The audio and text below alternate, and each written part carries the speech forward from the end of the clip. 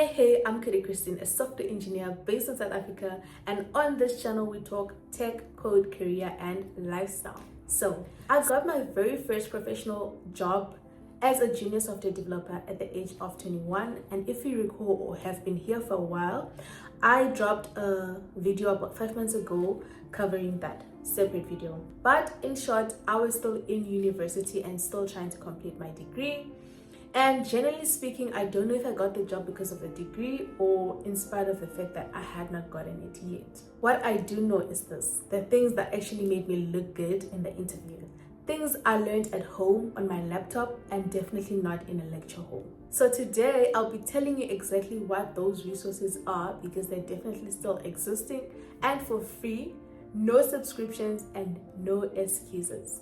Guys, let's dive into it. But okay, before the list, I want to give you some real context because I see a lot of people oversimplifying this and I don't want to do that. People always say go into web dev, data science, mobile, as if they're the only options. But the truth is, tech is one of the most broadest fields you can enter. We're talking software engineering, data engineering, cloud computing, cybersecurity, IT support, QA and testing, solutions architecture, machine learning, artificial intelligence, database administration. The list goes on and on and on. So when people ask me where to start, I have one standard answer. My honest opinion is, don't start with the career title, start with fundamentals. Now hear me out, because here's the truth no one in tech wants to say out loud. No one knows what the next 10 years is going to look like. Because of tools like AI and machine learning, things that would have taken decades to complete are taking way less. Tools that were industry standards for 5 years and more are becoming irrelevant. Frameworks are coming and going. So if you anchor yourself to one specific tool or one specific framework or even one job title, you are building on sand. But if you understand how computers work, how data moves, how logic is structured, how systems communicate with each other, how to read and write code even at a fundamental level, you are set, because fundamentals don't expire. That is what makes you adaptable no matter the change. The developers I see thriving and not just surviving are those that understand the core concepts and not just syntax, not just frameworks, but the fundamentals beneath. So my advice before thinking of the platform to use, commit in understanding fundamentals. And the courses I'm about to show you do exactly that. The first resource is CS50, and it's a Harvard University course. I'm starting with this course because if I could only recommend one resource to every single person watching this video, it would be CS50. CS50 is Harvard University's introduction to computer science. You can access it through edX or using a URL on your web browser. So cs50.harvard.edu. No student visa required, no tuition fee, it's completely free. Now, what makes this different from a lot of the information and resources out there is it doesn't teach you a framework. It doesn't teach you how to build a trendy app. But what it teaches you is how computers think, how memory works, how data is stored, how algorithms make decisions. That's really the stuff underneath anything and everything a computer does. So it covers languages such as C#, Python, JavaScript, and SQL. Then there is a short web development section right at the end. But the whole time, the goal is the same: to make you think like a computer scientist. The lecturer David Mellon is one of the best educators or lecturers I've come across online, and the reason why I've consumed a lot of content on CS50's site. He makes things that are very complex sound more logical and easier to understand and consume. That's a rare skill because computer science itself is a nut to crack. Here's what I'll tell you. I have a computer science degree and an honors degree, but often I find myself on that side trying to relearn concepts I would not have been in touch with for the longest of times.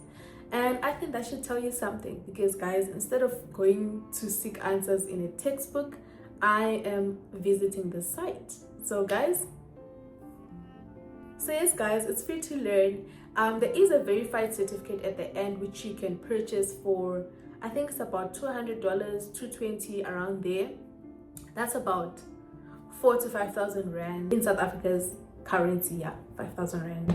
but the course itself, the resources, the content is free except the verified certificate right at the end. Number 2 is freecodecamp.org. That one is completely free, no credit card, no tuition fee, nothing. It's free. What I love about Free Code Camp is it's not just the videos or the content itself, but there's an interactive part to it. You're able to write and run code through their website. And it also has a good feedback loop, so it checks your code, and instead of just saying error, it actually shows you where you went wrong.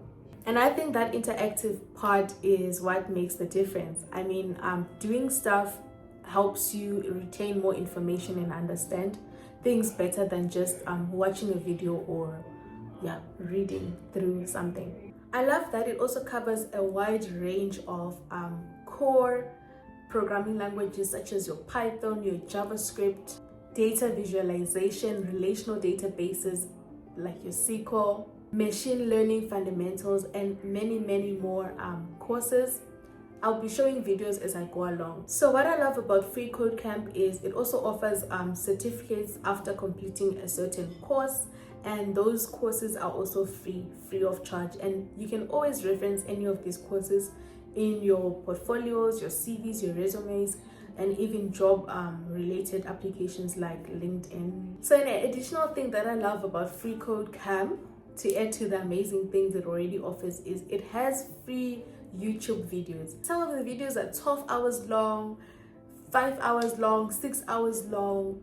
For a free course, guys, let's utilize it. And our third resource is the Ordain project. This one is for people who want to understand software development from end to end. What I respect about this platform is it's not about to baby you.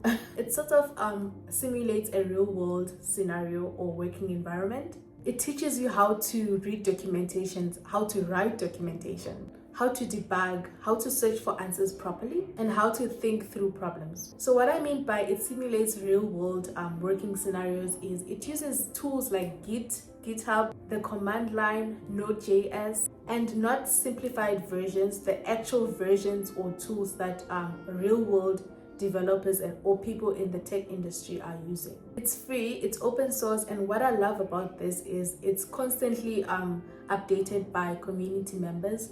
That way it stays relevant to the times. You know, as things are changing, it's also changing and adapting, or rather reflecting the change. So you're learning updated stuff, if that makes sense, or rather up-to-date stuff. That's the word. So if you want to understand software development at a foundational level, the Ordain project will not disappoint you. The fourth best one is YouTube, and I'm not going to tell you to watch tutorials because that advice doesn't help anyone. So I'm going to be sharing with you specifically who to watch and what for. So number 1, Travesty Media. A guy called Brad Travesty has been creating videos for years on that channel. And what I love about it is his explanations are clear and practical. It's really good for understanding how different technologies work and connect. Number 2 is Programming with Mosh. Mosh is exceptional with explaining principles. His Python and data structures videos is what particularly drew me to his channel. Then we've got Free Code Camp, like I mentioned up there. I think it was our number 3. Then another one I like is Tech World with Nana. If you want to understand how DevOps work, how things or code gets deployed, how cloud infrastructure works, Tech World with Nana is the best free resource I have personally seen out there. Then the 5th recommendation is W3 Schools. I particularly used this one a lot when I was still a student and learning web development mostly, but it caters for a whole lot of other software languages, right, or computer languages. Because of AI now, I hardly visit it, but if it's for learning purposes and learning fundamentals, I would still put it on the list as our number 5. And it also has an interactive part to it, so you can run your code in the browser instead of putting it in your code. You first test and see if that kind of works, if that makes sense, and then you utilize the code. Very useful, very helpful, it's a brilliant site. Then our last item is Git and GitHub Student Pack.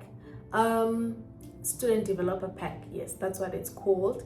You particularly need a student number to get a lot of GitHub's free features. But regardless, if you're not a student, learning Git or utilizing GitHub would be the greatest investment you can make right now. Yeah, so you're not learning it because it's trendy, but it's what's currently standard. Majority of people in tech are currently utilizing GitHub to collaborate, and understanding GitHub really tells employers, teammates, potential colleagues, potential employers that you are current with the times.